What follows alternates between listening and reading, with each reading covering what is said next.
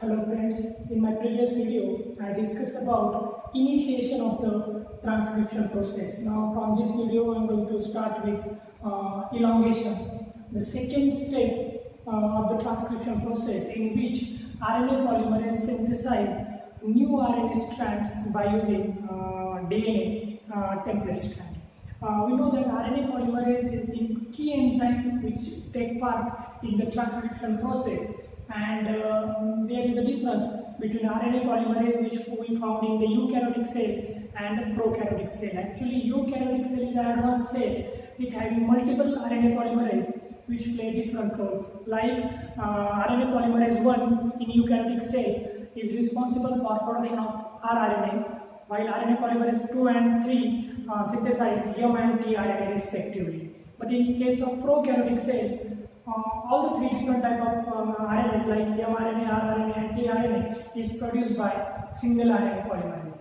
This is the key difference which we found when we compare RNA polymerase of prokaryote and RNA polymerase of eukaryote. Now in this lecture I am going to focus on elongation phase of the transcription. Before that I just want to clear the structure of RNA polymerase. Actually RNA polymerase is the major and large enzyme which is present in the prokaryotic cell in cytoplasm, and this enzyme is made up of 5 different type of subunits.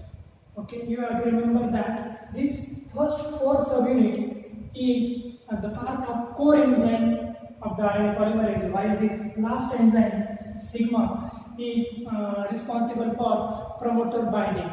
Actually, it is not play any role in the elongation. It is only responsible for binding of RNA polymerase to the promoter. So first of all, RPOA gene, which is present in the bacteria, is responsible for production of alpha subunit. Actually, RNA polymerase having 2 different type of alpha subunits. Both the alpha subunits are having size 36.5 kilodalton, and this subunit require for recognition of the promoter. That means when RNA polymerase during initiation, this is the structure of promoter that we have discussed in the previous video. When RNA polymerase get attached to the start point on the promoter with the help of sigma, we know that sigma is the promoter recognition subunit which help RNA polymerase to attach to the promoter. After binding up to the promoter, the alpha subunit of RNA polymerase recognize the upstream sequences, both 35 and -10. Due to alpha subunit, RNA polymerase and sigma able to recognize start point accurately on the DNA. That means this alpha C terminal of the alpha subunit is recognizing -35 and -10 sequence and help polymerase to bind at a specific site. So this is the role of alpha subunit in the RNA polymerase enzyme. Now the second subunit is beta, which is 151 kilodalton protein. Single subunit of the beta is present in the polymerase, and actually it is responsible for actual activity of the RNA polymerase. That means if we consider the RNA polymerase enzyme, this is the catalytic site of the RNA polymerase. Actual synthesis of RNA takes place in this site, and this site of the RNA polymerase mainly contain beta subunit. Rifamycin, we know that the antibiotic rifamycin is responsible for inhibiting the beta subunit of the RNA polymerase, and due to inhibition of this beta subunit, the whole activity of RNA polymerase get inhibited, and due to which the process of transcription is also inhibited and prokaryotic cell dies. So this is the actual subunit which is responsible for catalytic activity of the enzyme. Now the next is beta prime, which is produced by RPOC genes. It is a 155 kilodalton subunit, and actually this subunit help beta subunit for synthesizing RNA. Okay, this beta prime subunit interact with Mg plus ions, Mg2 plus ions, which is present at a catalytic site of the enzyme. So this subunit is indirectly help beta in the catalytic activity. Now the last is omega. This is the small subunit of a weight less than 10 kilodalton, and it is responsible for assembly of polymerase. Actually, this subunit having a role of maintaining the structure of the polymerase, which will look like a cracked claw or a hand, and this structure is gets stability due to the omega subunit. Now, last, that is sigma. The role of sigma we have discussed in detail in my previous video. Sigma help polymerase to recognize and bind to the promoter stably.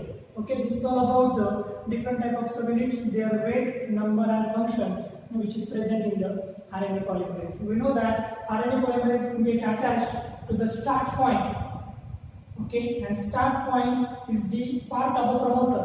Promoter also having -10 sequence, which is TATA80, -35 sequence, which is TTGSCA, and the distance between -10 and -35 is 60 to 90 distance. This is the structure of prokaryotic promoter. RNA polymerase get attached, having all this subunit to the start point, and once RNA polymerase leave the start point and enter into the elongation phase, it has to perform multiple functions. Okay, so now I am going to discuss the elongation. Okay, so RNA polymerase is quite different from the DNA polymerase, because DNA polymerase alone cannot initiate the process of replication without the help of many other enzymes. DNA polymerase require starting primer 3' OH for synthesizing new DNA strand, but RNA polymerase do not require primer or any primase enzyme for starting transcription. This is the major difference which is present between DNA polymerase and RNA polymerase. We call RNA polymerase as DNA dependent RNA polymerase because this enzyme has the ability to synthesize new RNA strand by using DNA template strand. So we call it as a DNA dependent RNA polymerase. Now the next difference in DNA and RNA polymerase is that RNA polymerase alone can perform all the functions, while DNA polymerase require help of, we know that DNA B protein, DNA C protein, primase enzyme, then DNA polymerase 1 as well as DNA ligase. Okay, but the RNA polymerase do not require the help of other protein. It can perform all the function simultaneously during the elongation phase. Now, when enzyme leave the promoter and enter into the elongation phase, it performs multiple duties. First duty of RNA polymerase is unwinding of the DNA in front of transcription bubble. If this is transcription bubble that I have discussed in previous video, the RNA polymerase enzyme, this is the RNA polymerase enzyme, which have to unwind the DNA in front of the transcription bubble. Okay, so this is the point which we can call as DNA unwinding point.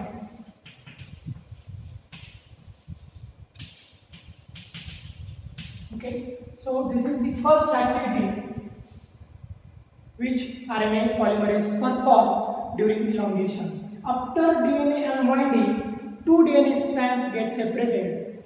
Out of two DNA strands, one DNA strand is selected by RNA polymerase as a template strand, and by reading the template strand, RNA polymerase synthesize new RNA. We know this. Okay, so the strand which RNA polymerase select is called as this blue strand is called as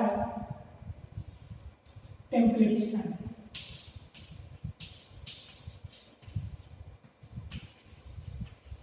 Okay, so other strand which do not take part in the transcription process is called as coding strand. Now, newly formed RNA is exactly similar to that of the coding strand. We have discussed this. It is complementary to the template strand. Now, after DNA unwinding, RNA polymerase have to synthesize RNA. So, synthesis of RNA. And this is the second function of the RNA polymerase. First is DNA unwinding, second is synthesis of RNA. Third function of the RNA polymerase is proofreading. Okay, that means RNA polymerase have to ensure that proofreading, have to ensure that the newly synthesized RNA is accurate. Okay, and this function RNA polymerase perform by two different ways. First is pyrophosphorylated editing. Pyrophosphorylated editing is the method by which RNA polymerase remove mismatched base pairs or mismatched nucleotide from the RNA and correct the mistake. Okay. The second method is hydrolytic editing. Hydrolytic editing. Okay. So both these are the technique of proofreading which is performed by RNA polymerase during the elongation phase. The next, so this is the third function which RNA polymerase perform. The next function of the polymerase is DNA rewinding.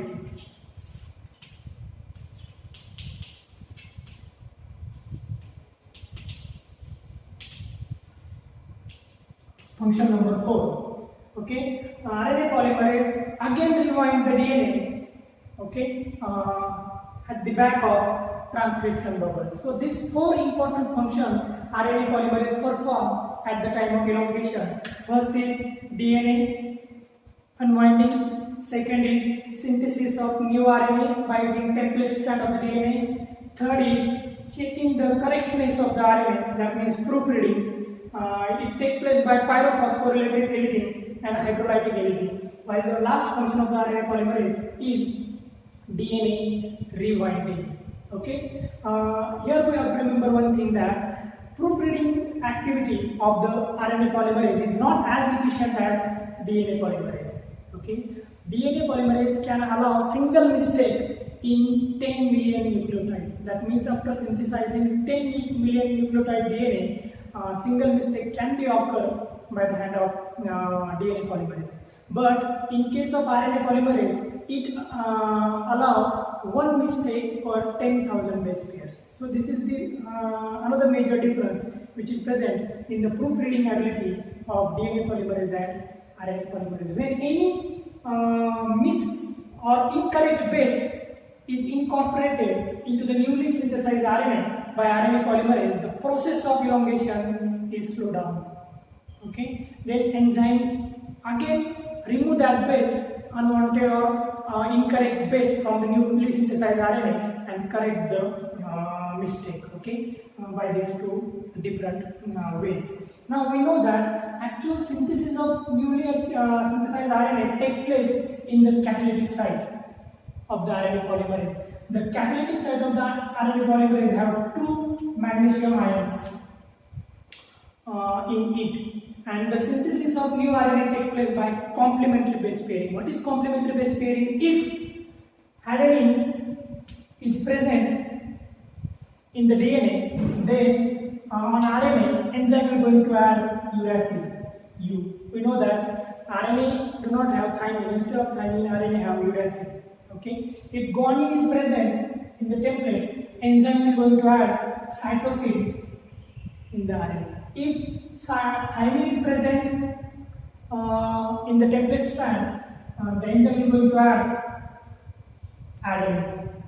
Okay. In this way, the process of elongation of the RNA strand continue. Okay, till the RNA polymerase reach terminator sequence, which is the third and last stage of the transcription, in which the process got terminated. Okay. Now, if the DNA double strand contains cytosine, the enzyme is going to add in the newly synthesized strand. The new nucleotide come from the cytoplasm, because prokaryotic cell cytoplasm contain all these nucleotides in triphosphate form. If the DNA double contains cytosine, a new nucleotide come in the triphosphate form, and then enzyme is going to add guanine in the RNA strand. Okay. So how this is exactly happened? It is happened by the process of complementary base pairing. I just want to show you the reaction which takes place in the catalytic site of the RNA polymerase. If this is template DNA strand, okay, this, and if the template DNA having adenine, guanine, thymine, and cytosine. Okay, so in the newly synthesized RNA, enzyme is going to add uracil, cytosine in front of thymine, adenine. Okay, and these two base contain hydrogen bonds. That means this is the DNA RNA hybrid which is present in the catalytic site of the enzyme. Now, if the end of RNA, we know that 3' OH of the end is always free. Now, in front of cytosine, enzyme have to add guanine. Okay, here I understand guanine. So what happened exactly? Guanine come. This is the pentose sugar nucleotide, then which is attached to purine base guanine. This pentose sugar having 3 phosphate attached to 5' carbon, and the phosphate are alpha, beta, and gamma. Okay, so this when this nucleotide come, the enzyme catalytic site having 2 Mg plus ions. Out of 2 Mg plus ions, 1 Mg plus ions attack this oxygen of 3' Mg plus ion, while other 2 plus ions going to attack 2 phosphate, beta and gamma. And due to the nucleophilic attack, this bond break, which is present between alpha and beta, and this phosphate gets attached with the 3' oxygen of RNA strand, and due to which a phosphodiester bond is produced between RNA 3' end and 5' end of guanine. These 2 phosphate live in the form of pyrophosphate, and this nucleotide get attached here. Guanine. Okay, 3 hydrogen bonds are present. In this way, enzyme move forward on the template strand by synthesizing new RNA strand by complementary base pairing. Okay, and this process continues till enzyme reach terminatory sequence. In my next video, I am going to discuss the process of termination of transcription. Okay, the termination of the transcription takes place by 2 different ways. Number 1 is intrinsic termination, and number 2 is root dependent termination. Okay, I am going to discuss this in detail in my next video. Thank you.